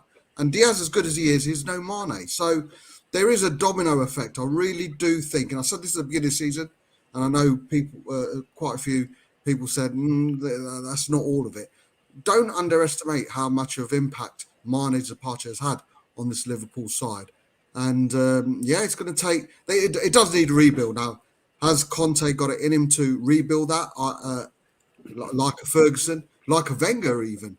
But I don't know. But he's got enough credit in the bank for me. I hope he rebuilds there. But I don't know, man. Football nowadays, you just don't know, do you? No, I think he's earned the right to. Sorry. No, go ahead. Go ahead. No, I was saying, I think he's earned the right to. You got to give him this season, because I think it's unfair for someone who's had 6-7 seasons, given what he's won, to not even give him the opportunity to try and turn around. For me, the biggest problem they had, and I've had it for a while now, is in midfield. They just don't have the intensity there. For me, Thiago, as good a player as he is, was a wrong type of player to get him involved. They brought Arthur in from Juventus, who's now injured for 4 months. So there's no change there. And I just think Henderson has given everything to Liverpool. I think his time is coming to a conclusion. And I think also Milner, how long can he go on for? So, and also what I when I watch Liverpool now, and I do get to watch a lot of the games, because you guys know my oldest boy is a Liverpool fan, so I get to watch a lot of their games. And they haven't changed anything. You know, sometimes you just need to change it up, go back to basics. Salah, if your right back is struggling, why not put a right midfielder that can give him a little bit of help? And sometimes, you know, is Salah's the right man when your right back is struggling to get him involved? Perhaps play Salah from the forward line. You know, try and change it up a little, make it a little bit more difficult for your team to play against. If you're not going to press, at least be compact and off. You know, and retreat in a way similar to what Tottenham do, and then really once you get in position of the ball, then go forward as a unit. You know, try to do something different. That Elliot player, when he came on, he looks lively. Perhaps, you know, throw those kind of kids in. And sometimes they may surprise you when the chips are down. Also, I don't see enough fight within this team, a real will of the team to try to turn it around. I'm not seeing enough of it consistently throughout the game. So that's my take on what Liverpool is. I'm curious to know the Liverpool fans in the chat what they make of it and what they think of their Yeah, team. I think it's kind of interesting that it was Arsenal that were playing today. You could say everything Liverpool seemed to be losing, Arsenal slowly seemed to be gaining. Yeah. It's that intensity and the Yeah. belief and the resilience is getting into their side. It's disgusting to see it, to be honest. But it is what it is. It's a change of and the pecking order at the moment. Man City still at the top, but I'm still looking at Arsenal probably being the best of the rest at the moment. Yep. Now, do you think, Kuva, that the way they brought in Nunez and Luis there, that they didn't try to replace the players that were outgoing with Mane and everything, and then try to spice up the squad, but they might have just got it wrong? For me, the closest they got to replacing Mane, probably they've already got. That was Jota. It was that player that could come off the bench and get a goal out of nothing when they needed it with, 94 minutes on the clock. Wow. Going back in time, when we were prime Pochettino years, we went so close to winning the league title, Liverpool went out and signed Mane, and I remember saying to some of the other lads I was with on the Facebook pages at the time, why don't we get Mane? They'll make it. That's the difference. That's the difference between us. Do you know the story that we had him at the stadium of post Southampton? Yeah. You know this. We know the story, right? Yeah. We had him there when Alden was there as well. Yeah. We had him in our stadium ready to sign. Not for the first time we let them get away, is it? No. I don't know how many people know, but yeah, you're right. It's same. We've got the same problem now, haven't we? When we're struggling to break down a team, that's the sort of player you want, and we just never seem to have them. How often do we have somebody that comes off the bench and genuinely affects the game? It just doesn't happen. That's part of Liverpool's problem. They've lost that player that bails them out when they aren't playing that well, and he still comes up with a vital goal. I mean, they did score a couple today, but when that part of the game's lacking, they can't just sit back. They have to work harder attacking and defending then. So he is a big loss the way they were playing. Bob's right saying you can't underestimate it. It's a huge loss when you're very dependent on a certain player and it's getting you the results you need, and you're scraping through some games. Liverpool for long periods in their successful seasons weren't that great to watch. They were a team that would grind out some results amongst all the good football. It's a big one. How do you fill those shoes? They're trying to. Probably take some time. Darwin Núñez, watching him today, I didn't think he looked too bad. I think he looked fairly reasonable player. He was running the channels quite well, getting involved. He got his goal. I could see where they're going with him, but other games he's absolutely terrible, isn't he? Yeah. It's a rough ride for Liverpool at the moment. They'll find their way, but it might take a little while. And you've got to say, fresh legs, fresh blood, investment, bringing some of you through. As Igy was saying, it's one thing we never seem to do when we're going places. Never go that extra yard to get the quality in or refresh what we've already got. Yeah. We just let it go stale and then comes a big rebuild yet again. Like Never, ever let things go stale in football because it moves so fast. Yeah. If you get complacent, even for 5 minutes, it's already too long. Never ever let. Alex Ferguson used to do it so well, didn't he? Even players in their prime, he would be prepared to let them go because he doesn't want them to go over the hill. Kuva, they changed it. Some of the best teams I saw, Barcelona, the great Milan, when I was a kid, they always changed. Even in a winning cycle, they always made the changes because they didn't. The message has to be across the team that has just won everything to bring in another player in. That's just you're gonna think. It's the message that you're giving to your team. It's the message that you're giving to your squad and your fans that we are not stopping. We will keep going for as long as once you start getting complacent, overstaying, the players not coming in are not quite to the level to the ones that already got. The silent messages that you're sending right across is just one that's happening down there. And the thing is, the Liverpool players were just saying, like, because they went through that cycle, winning everything. What did they replace the players with? Were they better than the ones that they had? They all they ever did was replace the squad players, always playing the same 11 players. That the Origis, the Swiss player, what was his name? Shaqiri. All those players there, they were always bench, always changing the bench. Minaminos. The message to the first team players wasn't enough to say, "I'm safe." Every player in that 11 will be like, "I'm safe." No, that's the mistake. You need to let them, first and foremost, be fearful of their place. That's the only way talking of refreshing the team and injection of new blood, we've got the traitorous one himself who didn't want to turn up on time. It's just he just was going to be late because he was busy shopping. So we could find out how his shopping trip went. Is he going to be full kit, do you think? At least put it on for us. Hey, good afternoon. Thanks for joining us. He's been hearing his name getting bashed for 1 hour straight. Wow, look at him eating like a gentleman and everything already, eh? Look at that. Yeah, little finger up. Good afternoon, Stel. Good afternoon. Thank you for joining us today, sir. Thank you for joining us. How you doing, buddy? Absolutely fucking knackered. Shattered, man. Long day. Long weekend. Long yesterday. Interesting weekend of football, though, man. Very interesting.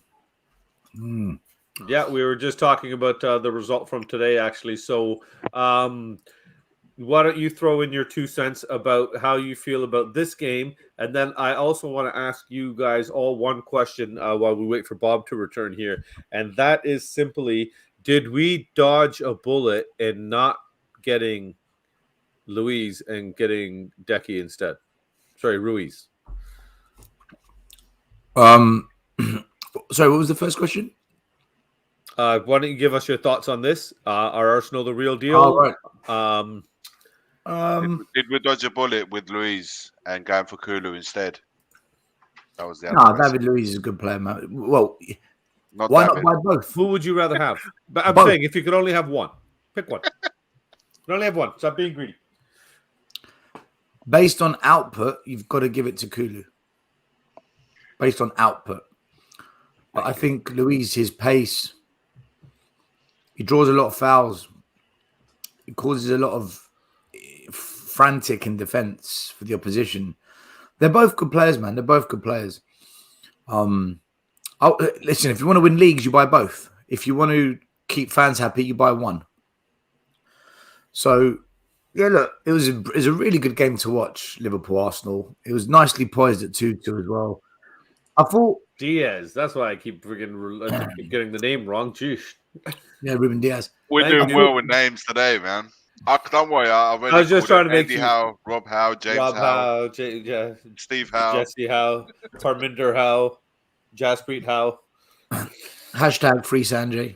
Free Sanjay. So what do you reckon of Mickey Diaz anyway? Listen, Mickey Double Diaz. Yeah. Got Tekkers. He's got Tekkers. He's Nice haircut as well, trying to compete with Emerson Royal. Look, do you know what? Today's game proved 3 things to me. 1, Arsenal mean business. And they've got a quality young squad, right? They're a quality young team. End of. I think their goal is top 4. If they somehow end up in a title race because Liverpool faltering, Chelsea are kind of just finding their feet, Spurs are just kind of hanging about, Man United are kind of they're similar to Chelsea, a bit of a rebuild, and they end up in a title race because of it, then so be it. It is what it is. They've still got to get past City, which I don't think anyone's going to get past City, but it depends what happens in January. So Arsenal, the real deal. Everyone needs to take them seriously now and stop fucking around trying to laugh at them and cuss them. They've arrived. The project is now there to see. Number 2, their defense can be got at. Their defense can, if you go at that defense and you have the right players that can make the right pass that splits those centre backs, and this is what I did in my tactical show when I said it had to be Arsenal. You've got to split Saliba and Gabriel. If you split them, you're in. I did a whole tactical show, and some people like, really interesting. Others are like, shut up, Stel. Others are like, there you go. You saw it today. That defense it's not what it's made out to be. It's just no one knows how to go at it. And the third thing is, I think Arsenal haven't been tested away from home where they've shown that they can do it. It's all right beating Spurs and Liverpool at your ground. Great. You're doing well. You had one big game away from home and you got ripped by Man United. They're getting a lot of good games at home at the moment. One game in how many, though? One game in how many? They can mess up. Yeah, when you say ripped, we were agreeing at the time they were the better team as well. I thought United, but you know what? Liverpool right now are a mess. That club is a mess. The team is a mess. And Klopp isn't going to fix it this season. They're not going to suddenly find their feet. They're always that 1 or 2 injuries away from having problems. They've got players that are known for being brilliant who aren't playing well anymore. And Will Stewart, listen, hats off to Will Stewart. He went against the grain. He told everyone, this Darwin Núñez, nah, man, it's all hype. And it is. Other than scoring a tap-in, what did he do today? What did he do? So he's not all that. And you know what? The more I see him, and I had an argument with Liverpool fans about this, saying, look, do you know what? I've watched a little bit of him since Will mentioned it. Technically, in tight, confined spaces, when the pace of the Premier League comes to bite you, you need that technical ability. That's the difference between getting out of a situation and staying in it. He hasn't got it. He does not have it. So there's a lot to learn from today. I think Liverpool, then they're not getting top 4. I'll say it now. They're not getting top 4. Not this Liverpool team, man. They've got too many issues. And Mane is a big loss. That midfield needs rebuilding. And when you've got players that aren't playing well either, like Trent. Van Dijk's a bit wobbly. And you've got, Jota today was all right. He's much better than that. There's a lot of layers there. A lot of us said it. This is the perfect time to play Liverpool. This game came at a perfect time for Arsenal, and they took it. They took their chances. Look, the penalty, if you're going to give that, you've got to give the handball in the first half. So that wasn't fair. That wasn't fair. But over the balance of the game, you have to say, first half was 50-50. I thought Liverpool probably edged it. Second half, mate, Arsenal were a better team, man. And the same thing happened with Tottenham. We went to Emirates. You'd probably say at half-time, a draw is fair. A draw is fair. Second half, there was only one team in that game. And it was Arsenal. And they've done it again today. They outplayed Liverpool. Fact. But there you go. Against us, lots of people were saying, the sending off changed the game. Absolutely. We were under pressure. Already, yeah. There were wave after wave of Gooner attacks when sending off happened. Sometimes you just got to say that you lose to the better team. There's no shame in saying that. Even though it's your rivals, they're on good run of form. And unfortunately, the teams that are playing them, Liverpool, Tottenham didn't play well enough to even try and beat them at their ground. We had the situations to make them count. Like, a couple of counters in the first half that we should have done better with that final ball. We didn't do it. We paid the price for that. I'll tell you what. Liverpool, different story there. Look at that Arsenal bench. other than cover for the left back position, Zinchenko, Tierney, that position, they do not have cover of the level anywhere else. Maybe Smith Rowe when he comes back, but that's it. They don't. Yeah, but the difference is Nketiah is a massive drop from Jesus. The difference is that they have the Europa, and on a Thursday night, like they did last Thursday, they made 8 changes. We can't make those 8 changes to come play In the Champions group League game. stage, when you're playing Bodge, I don't know the name of that team. In the group stage, that's fine. After Christmas, when it's knockout time and Champions League teams drop in, and now it gets serious, they won't be doing that. This is what I'm saying. Like, what's the worst case can happen? They go out of Europa League. They've still got 1 game a week to concentrate in the league. They've got FA Cup. They've got Carling Cups. Iggy, they don't have the squad, and Arsenal will at some point dip. But I do think they will get top 4. The way they're going, they will get top 4. But I repeat, this season is going to depend on that January transfer window, and I stick to what I said. And you can call me crazy. And Sava's going to rip me later. That's fine. I'll rip him back. Come January, Spurs are going to be in the mix. We're going to be there.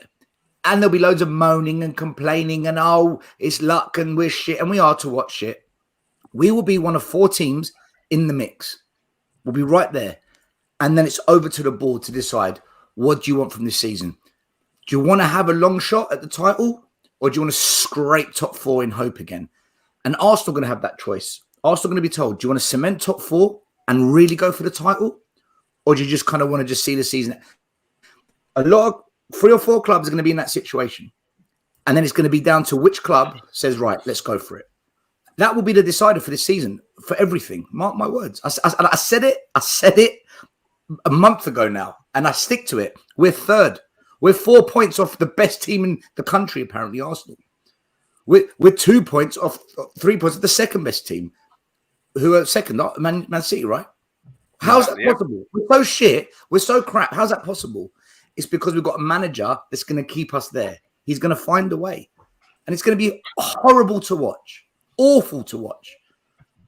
I think those are, assuming City are going to run away with the league, which seems most likely, I think those 3 next places could be 6 teams challenging for it. I don't think Man United will be one of them, though. Maybe. Yeah. Kuv, I think we're clear 3rd. Well, if we look at what we've got at the moment and the manager we've got and how we've played, there's not enough respect put on where we are. Like Stel says, the football is crap. We are rubbish to watch, but we're only 4 points off the top right. But for a defensive team, boring team, negative team, only 2 teams have scored more goals than us this season. Arsenal have scored 3 more, and lo and behold, Man City who are scoring 220 goals per game. 214, I think. Yeah, 214. BobSpur. Name 1 team this season in any competition that's come to White Hart Lane and taken a point. Exactly. Yeah. Spurs are really horrible to play. I think we're going to make top 4 as well, but I think it's going to be close. It depends in January, Kuva. It depends what we do. It really does. And what they do. Yeah. Do you guys not agree, though? You're seeing characteristics about our team that's changed. Not the playing side. Put that to one side for a second. We can all agree that it's not the most attractive to watch. Let's all agree on that. Yeah. Let's stop fighting that. No one's going to fight anyone. We graft. But look at the other side that the team has. There's so many things where we would buckle under pressure. As soon as a little bit of pressure is the heat's turned on, where teams are putting us under pressure, we would buckle. That Sporting game that we lost was right at the death. That should have been a draw. We should never have lost that game in injury time. The Arsenal game we've spoken about, we was always second best. But other than that, I mean, when you look at how we are, man, Brighton really tried to break it. Brighton hadn't lost at home for 8 months, 8 months. So we went there and beat them. And I know thinking, well, it's only Brighton. But no, I'm sorry. Don't say it's only Brighton. They haven't been beaten at home for 7 months. That Brighton that we're all dismissing. So, and they all come away frustrated. The Zerbi was frustrated against us. Tuchel was frustrated again. because they couldn't find a way to beat this Tottenham side. And that are traits of a team that's so difficult to incorporate. If you can then eventually add in a bit of quality, which is I'm sure if we give it the time and the money needed, we can address those issues and make us a little bit more pretty to watch. And have that rugged, horrible, nastiness team to play against. I'm confident, guys, that we can do something better, even more than what we're doing right now. But there are things that we have to see from our board that take place. And that part, and I agree with all of you guys, that is the part that I don't trust. Not the team and not the manager. Better players will make us play football better. But a question I asked earlier, Iggs, and I don't know if you read it or what, but one thing, our players aren't good enough. You know, it's clear some of the players aren't technically up there as what a good footballing team requires. But you say, you tell me one player who's not who we can question their commitment. That even I'm sorry, but even Emerson Royale, as poor as he is, you can't say he doesn't give it his all. Bless him. He gives it his all. He does. That's the problem. Yeah. He gives it his all, man, and the quality doesn't match up there. And you combine that commitment in a player and give him some more technical nous and a better skill set. I'll tell you, man, the football will come. It's not down to Conte. It's up to the higher beings. Gentlemen, I just wanted to quickly say thank you for joining us today. For BobSpur TV, folks, those of you in the chat there, the link is in there. If you can get over to Bob, give him some support. And, of course, the boys over here at Tottenham Away have been kind enough to join us as well, even though one, we won't get into that, one has the ability to keep time. We'll just leave it at that one, though. Just one thing, Bobby K, about yes, sir. Kulu and Diaz. Yes. It was easy for Diaz to come into for Diaz to come into the Liverpool team last season and play in a team who were top of the game with the Amane flying, a Salah going for the golden boot, a Jota when he was fit playing really well. It was easier for him to go to it. What Kulu did was come into a team that was in transition, still suffering the after effects of a period under Nuno, yet he made an impact. Who's made the bigger impact? Kulusevski. Now the roles are reversed. Now they want Diaz to come into a team that clearly is in transition to make an effect, but he's not doing that. Reverse in a similar kind of situation, Kulusevski has had much more of an influence on a team than what Diaz had when you want either of those players to play, and hence the reason why I think Kulusevski has head and shoulders been the more important signing. Yeah, I think there's always that element of the unknown, isn't there? There's the player's temperament and how well they adapt to a new league, and you just cannot account for that. You just have to. That's the risk, isn't it? If it comes off, they hit the ground running. If not, they may never adjust. In some cases, we've certainly seen that before. Yeah. So the rejects. Yeah, that's right. But I mean, with old Mickey Diaz though, Liverpool was. I think it's too early to tell with him, isn't it? He could be just finding his feet, or he might be. He just doesn't get on in the league. I missed the beginning. David Luiz against Kulusevski. I'm like, what are they talking about? I realised he was talking Kulusevski. Shut up! Shut up! Shut the fuck up! Shut up now! It's game time. You heard the man there, gentlemen. You're getting obviously a little bit too tense here with all this football talk and everything. That's Cougar's chat line when he brings a girl to his bedroom. That's actually or anything else. Yeah, that's the video he first sent me when we met, and he sent that to me. Shut the fuck up. Now send me dirty pics. And I was like, okay. So, gentlemen, it is now time. J Puma. I just read it. Free man J Puma. Free Sanjay first, right? Big up Sanjay, by the way. I haven't seen him in the chat yet, so hopefully he'll come on over. Free man J Puma. Ladies and gentlemen, it is time for the second game of the show. It is time for Kuva to take over, and it is time for Spot the Bull. It is very simple. Kuva is going to read 3 stories to you.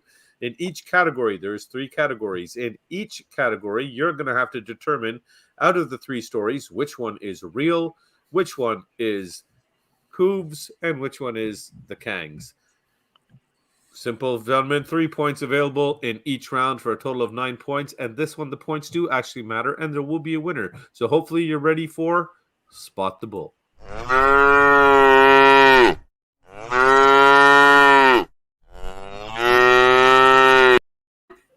Aren't they cows? Yep. All bulls. There we go. Okay, let's start off. Right, first 3 stories. We'll start off with the first one of those, shall we? Be traditional. First story is a tight call. Oh, yeah. And it is phone booth stuffing first to gain popularity outside the US. But once it arrived stateside in spring 1959, kids couldn't help but join in. People would cram their bodies into narrow spaces like olives in a jar. Some adopted other methods, such as stacking themselves horizontally. The world record, however, for phone booth stuffing came in March 1959, when 25 people in South Africa piled into a booth. Incidentally, the phone rang during the stunt, but no one could answer it. So that's the first one, a tight call. Secondly, the story is called 9-Hole Jam. It's in Cancun, Mexico, and it saw the 14th annual Alternative Olympics in 2008. Contestant Pablo Angel Serrano broke one world record by inserting 9 golf balls into his anus. Sadly for Pablo, he was unable to release the payload and had to be taken to local hospital. He later commented, "I could have done more, but something didn't feel right." So that was 9-Hole Jam. That was the second story. And the third story, it's called Where's the Beef? And it's in June of 2012. Is it Boise, Idaho? Is it Boise? I think it's Boise, isn't it? Boise. Is it B-O-I-S-E? B-O-I-S. Oh, it's Boise. Boise, Idaho. Yeah, it's Boise. Boise, Idaho. Played host to the All-American Hot Dog Eating State Championships. The reigning state champion and Guinness World Record representatives were on hand to witness the event. To everyone's shock, 63-year-old retired schoolteacher Frank Patterson smashed the standing record of 31 foot-long hot dogs consumed in 1 minute and was able to eat a whopping 42. Unfortunately, the new record would not hold up, as it was discovered that the hot dogs were in fact not all beef hot dogs. Nice. So, Mr. BobSpur, is a tight call the first phone booth story? Is that Iggy's? Sorry, not Iggy's. Is that Kuva's story? Is that my story? Or is that real, sir? I know Kuva likes tight. So I'm going to say Kuva. You're going to go with Kuva on that one. And 9-Hole Jam, where the gentleman had issues with all the balls in his ass. Was that, now you've already given Kuva, so is that real or is that mine? Well, seeing that you like holes. And the reason why you've got a black eye is because you requested 9 holes. I'd say it's you. Which means you are saying where is the beef is the real story. Okay. Stel? Sorry. I was Yeah. It's all good. Which one, Stel? What are you saying here with the tight call, the phone booth story? Is that a true story? Is that a Kuva story or is that a Kang story? Kuva story. That is a Kuva story. And the second one, the 9-Hole Jam with the golf balls stuck in the gentleman's anus, is that a my story or is that a real story then? 100% true. I used to read these. I used to enjoy reading these stories at university. Sounds like many a story I've read. So true. And then you're saying that means automatically by default, you're saying Where's the Beef is a story I made up, correct? Yeah, because you don't know the difference between cows and bulls. Well, we respect one, but we eat both. Iggy, a He's that tight call. punctual. There you go. And that's in there for a reason. Iggy, a tight call. The story with the phone booth. Is that a true story? Is that a Kuva story, or is that a Kang story? I reckon that's a true story. You reckon the tight call, the phone booth one, is the true story? Okay. And then the second one then is the 9-hole jam with the balls in the anus. Is that mine or Kuva? Kang, you 100%. That's 100% me, which means you're giving the last one, the hot dog one, to Kuva. Well, let's see here what we got going on in the comments, because Stuart was on fire last time with this. Marcus saying sounds like one of Bob's Super Sex games. Yeah, sounds like a Saturday night. Stuart is saying number one is Kuva's, which is the phone booth, and then me, and then Real. Unfortunately, Stuart, you went 0 for 3 for this one this week. Number 3 is Real. Unfortunately, it is not. Gentlemen, Kuva will reveal the answers now. A tight call, Kuva. A tight call was, in fact, the real story. Where they did actually fit 25 people into a phone booth in South Africa, which is pretty bloody impressive, if you ask me.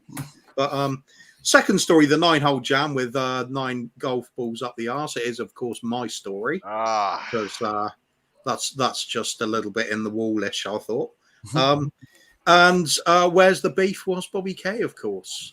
I knew it. Although if you'd really listened hard on that one, oh yeah, 31 foot long hot dogs consumed in 1 minute. It's not happening, is it? No. The record's like 43 or something, Coops. Foot long hot dogs in 1 minute. In 1 minute. Feet it's like the current record's 42 or 47. In 1 minute. It can't be foot long, though. It can't be foot long. Hang on. I'm picturing them with the bread roll around them and everything. No, just it's like a bad version of Debbie Does Dallas. Fuck sausage, mate. Yeah. That's why I should have had a lady's name. But on that one, Stel did get the right answer with guessing that I made up Where's the Beef, and Iggy did get the correct answer with the tight call one. So 1 point to Stel, 1 point to Iggy, and because we're racist on the show, 4 points to Bob. And so I think Bob should get a bonus point because he's been spreading rumors for the past 3 weeks that he was in a coma. Being in a coma, yeah, I agree. That's why we gave him the bonus points, just to help him feel better. And we know that his buddy Sanjay always likes it when Bob is a grand winner. So let's just get cut off here quickly. I think we got to get a move on. Really, we got to move. Yeah, more pressure's on. Okay, well, we'll start off the second group of 3. First one, Miss Smog America. August 1970, Philadelphia saw the crowning of Miss Smog America. Contestants lined up in a bikini contest, complete with gas masks, to counter the high smog levels. Deborah Wolfe, aged 17, was picked from a host of lovelies who participated in the event to raise awareness for a proposed air pollution reduction bill. She was quoted as saying, "Mwah, mwah, mwah, mwah, mwah, mwah, mwah, mwah." Right. Second one, monkey business. Oh, no, you're doing the other one, are you? Okay, right. Monkey business.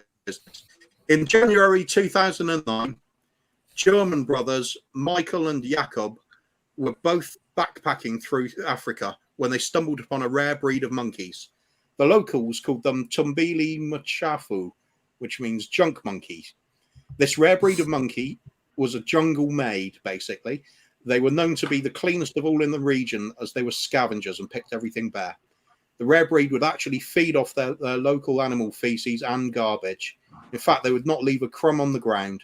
Unfortunately, the attempts to move the monkeys into neighbouring regions was unsuccessful, as they are very territorial. Authorities were hoping they would be able to use the monkeys to clean other areas of the country. So that's number 2, monkey business. Third one, a cat on the hazmat. In the aftermath of the 1985 Chernobyl disaster, wildlife appears to be thriving in the highly radioactive area that has become something of a conservation project. Cat colonies have adapted to thrive without human presence and have been so effective that Russian military hazmat suits are now being created largely from cat skins due to their extraordinary ability to shield the wearer from 91% of the radiation. Interesting. All right, so we finished with Iggy on the last one. We'll start with Iggy on this one. Miss Smog America. Iggy, is that true? Is that from the Kuv or is that from the Kang? The gas mask smog winning beauty contestant.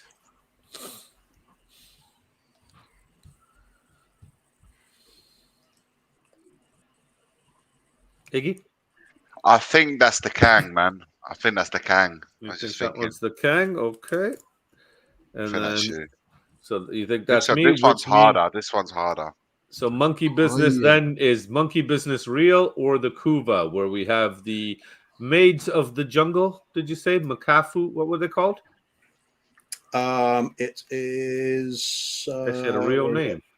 It is Tumbili Machafu. Tumbili Machafu. Junk monkey.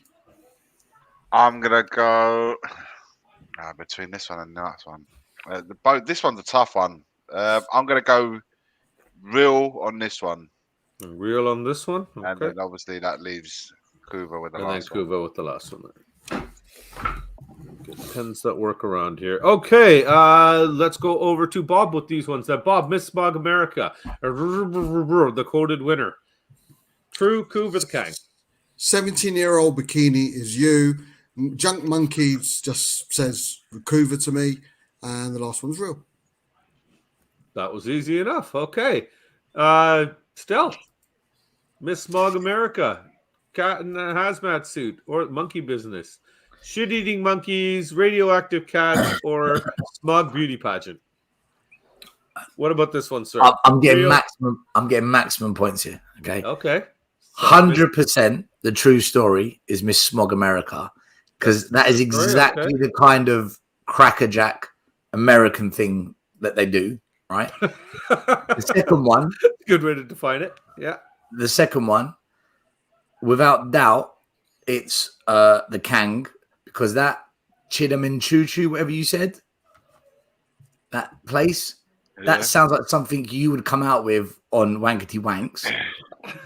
And the whole hazmat thing sounded like a really intellectual kind of bit of fact that's just been bullshitted. So 100% that's Kuva. Oh, that's Kuva. Fair enough. Fair enough. Coobs. We got some interesting guesses down here too.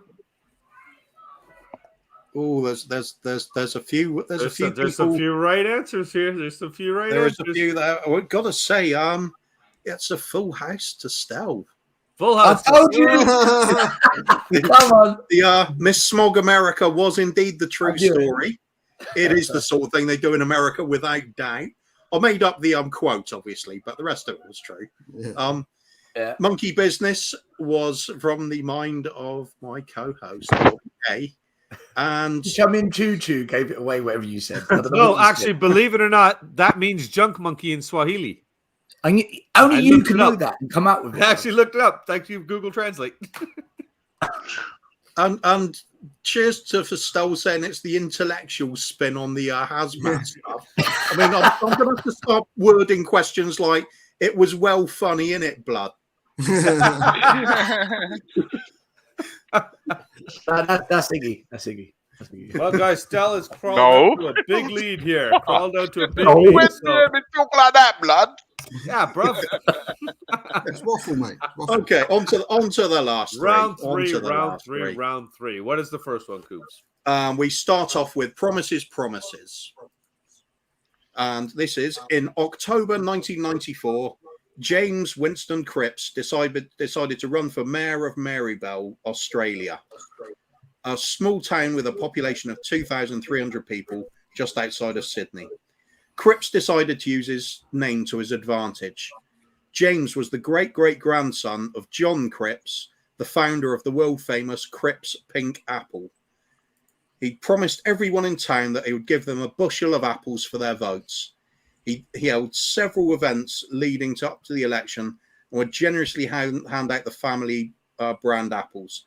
By the end of the election, Cripps had given away approximately $750,000 worth of apples for an election he would go on to lose. Nice. Well played. Secondly, We got Kevin Bacon gets the votes. November 1972, election officials in Ames, Iowa, re-precincted the city in order to comply with new legislative district lines drawn up by the Iowa Supreme Court. Subsequent investigation revealed that the new 4th precinct contained no human voters. It was occupied entirely by the 15-acre experimental animal disease laboratory, whose only full-time residents were pigs. And thirdly, no votes are enough votes.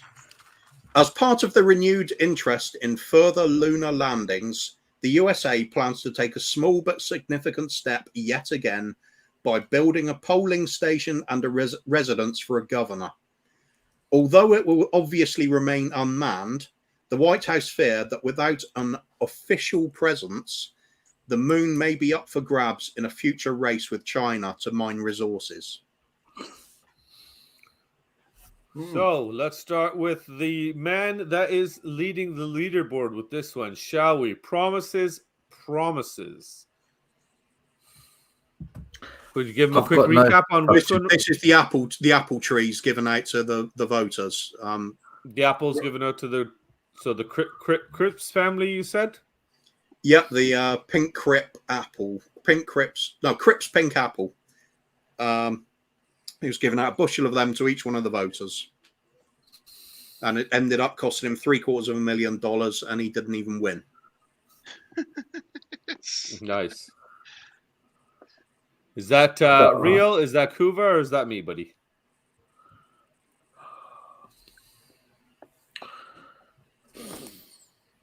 I'm afraid I'm going to have to hurry you. Oh, so Promises and Promises, the Apple one. What was the second one? The second one is Kevin Bacon. That's the pigs, the precinct with no human voters in it at all. It was just pigs. Well, that's the real one. That's got to be the real one. That's just stupid enough to be real.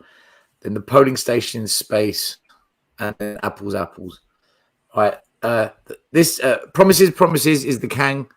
The middle one is real, and the last one is Kuv. The middle one was this one, right? Yep, that's real. And then he's saying Kevin Bacon is the real one. You're saying Kevin Bacon's real. Okay, interesting. Iggy, Kevin Bacon gets the votes on his pig farm. Or his pigs get the vote. I think it's a tough one, man. It's this the stories are all so whack. It's unreal. That's the point. Spot the bull. Spot the bull. Hence the name. Yeah, it's so whack, man. I'm torn. I'm torn between. I think. Do you know what? I'm gonna go with the first story. The Promises. I think that's the real one. I think that's the real one. I'm trying to decide between 2 and 3. Which of the Mr. two? Crisps, the Apple guy. Yeah, I think it's dumb enough to be true. Crips Pink. Look up Estelle. While you're at it, you're a food guy. Look up Crips Pink. No, right. I don't want to know the truth until you say it. Just give away the answer. To the Kang, third one, Kuv. No, I'm saying there's an apple on Crips. Wait, the first one's the real one. What did you say? Kevin Bacon's The first one's the real one for me. This one's I'm real. gonna go. Yeah. Well, no, I said it already, man. From New York. Yeah, but Bob hasn't spoken. Now he knows what to say. Well, it doesn't. He only know that the apple's correct. That doesn't mean the story's right. Yeah. Yeah. The second one, I'm gonna say. How the Indians get the second thumbs one's up. Bobby, and the third one, the last one, is Kuv.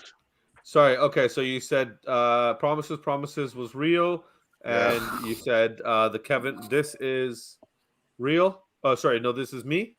Yeah. And the Kuv is the Bacon one. Okay, Kevin Bacon. Okay.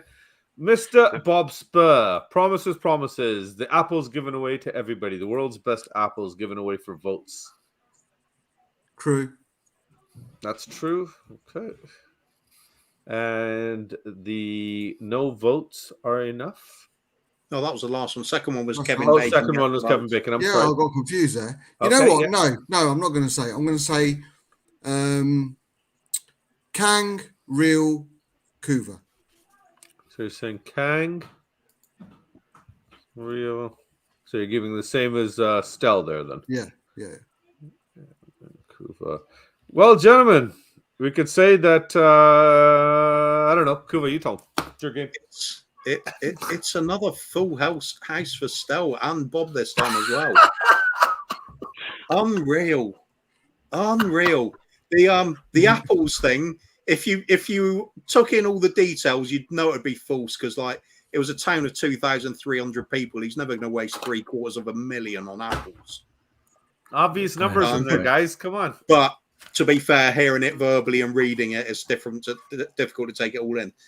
Kevin Bacon gets the votes, was indeed real. Yeah.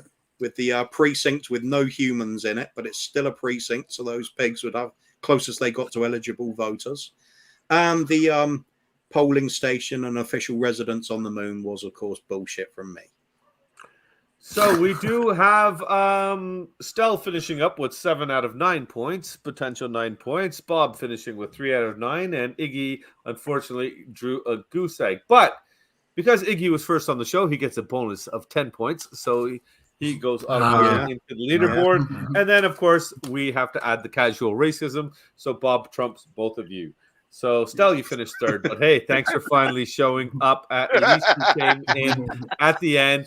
And all we have to say is express our gratitude for you coming in. And we just obviously want to say thank you. Shut up. Shut the fuck up. Brilliant times. Gentlemen, that is a wrap for us this weekend. Thank you for joining us. Why don't you let everybody know where they can find you and give us your details, please. Iggy, first in. So go ahead, sir. You can find us on Tottenham Away. We're going to be doing a stream tomorrow night at 8:30 p.m. We're going to also be doing, before that, we'll be doing our Good Morning Tottenham Away. We'll be discussing all the events of the weekend and whatever news comes out of the Hotspur away ground. And of course, in about 15 minutes, we will be on the Henry Wright show to discuss the weekend's match and what have you, and whatever else they have planned on the show. Discuss. So get over to Henry Wright and Iggy and Stel. You're both going to be on that. I don't know what Stel does because I thought Stel was coming on here 6:30 and that went. Fair enough. Yeah, we thought he was going to come too. Cheap then, shot. Yes. Nice. Is it a fact? Yes or no? It's like you're big. You know what? It's like being back in the WhatsApp group with you now. Listen, mate, I've been dancing since last night. Juve, Milan, Spurs, Brighton. I've been doing all of this with the wigs on. Next, you're going to call me childish. Free Sanjay. Free Manjay. What is Free coming up Manjay from you, sir? Other than protesting and getting Sanjay freed, what is coming up, sir? Everything he just said, and yeah. Okay. Tomorrow night, tomorrow morning. Oh, and also, are we playing Champions League this week? I don't even know. What are you doing? I'm doing the dance. The dance from the It's the Macarena. Oh, very good. Mr. BobSpur TV, In the Wall is finished for this week. Saturday was a big hit this weekend. Lots of good times, lots of laughs. I know we were still laughing this morning, right? But some fucking people having a really good fucking time on the fucking show. I tell you, great fucking time. I've not heard from Dan. Yeah, I've not heard from Dan today, man. I don't know if he's all right, but yeah, great show last night. It was a fuck you to everyone who's been complaining about it. But no, it was good, man. It was good. We're back. I'm doing a watch along with Ranjit for We Are Tottenham TV on Wednesday night for the Frankfurt game. And then back on In the Wall next Saturday night. We'll be talking about the Everton game. So yeah, should be good, man. Should be good with some more fucked up shit. Never too fucked up. You mean Always good Guests. times on in the wall. Kuv, I know you're going to be doing a little bit of freelancing like you do through the week. Where are you going to be How do taking you know your? Because you just you're. I Yeah, know my probably. part. I know my partner. You're a bit of a tart. I love you to bits, but you are a bit of a tart, mate. You get around, Yeah, man. a bit It's massive okay. slag, I think. Well, It's okay. I like it because that's the thing, though. If you didn't have anything to you that people desired, then I wouldn't want you either, right? So this is what keeps me on. Then again, COVID gets me on around the as hook well, of it. doesn't it? So it's not always good. That's true. That's true. So what's coming up for you, big guy? I would imagine the only ones I'd be likely would be Shellside Spurs Thursday, in the Wall Saturday. That's the it's the bread and butter things in the week for me. And of course, there he is, Ben Coffey, Ben Yes, sir. Kaufman, the coffee Ben's coffee shop on the weekdays. Well, he's Ben's unfortunately, unless he's going to stream from You should right force here. him. Dan's in the chat. Dan's Make hand him finally sit- made it. Bobby, you've got to force Ben to sit there with a kettle and some Nescafe and make you coffees. Yeah. Who the fuck is Okay. Dan? Dan's Dan. What the fuck? Dan, If you don't know, you better get to know. better get to know. Yeah, Call you Alex. better He'll get tell to you know, because he yeah. knows. Is that her in the photo? Yeah, Is that- that's a. Yeah, Come on, you got to be. And kidding me. we've all had her. yeah. Everybody's got a piece of Dan's Dan. Yep. Why do you think Big that came up up? Dan's now. Yeah, but Iggy, I warn you now. I don't know. what the fuck She's just one of those. happened She's a kiss and teller. Yeah. there. Did someone All right, call? I'm warning you now. Look, Iggs, she's a kiss and teller. Okay. Looks like she's more than a kiss All and right. teller, mate. Judging by your eye. She went and told Mama K everything. Yes. Well, gentlemen, that is it for us this evening. So thank you very much for joining us. We will kick you out and do our wrap up. Stick around so we can bug you for 2 more minutes, and we'll call it a day. Thank you all for joining us. Get over to Tottenham Away. Get over to BobSpur TV. Show the boys some loves. Give them a subscribe if you haven't already. But I'm sure if you're here, you probably already subscribed over there. Yeah, If you yeah, haven't, yeah. then Yeah, you should, yeah. right? So have a great day, everybody. Come on. Spurs. Arsha, Dad loves you. Yes, Conte, take care. The whole Free BobSpur clan. Sanjay. God bless you all. Free Sanjay. Hopefully you get better. And free Sanjay. Free Sanjay. That's Sanjay. it. Take care, guys. Thank you for coming. Well, Coovs. What's up, buddy, for this week? Yeah, we did all right. Yeah, well, it's all right. Wasn't It's too all bad. right. Yeah, It's okay. wasn't too bad, yeah. Not Even though sure Stel which showed Stel, up, but it's okay. Yeah, you know what, Yeah, though. He didn't he do bad, made though. an effort of some sort, didn't he? He's Yeah, give he him a did. little bit of credit, I suppose.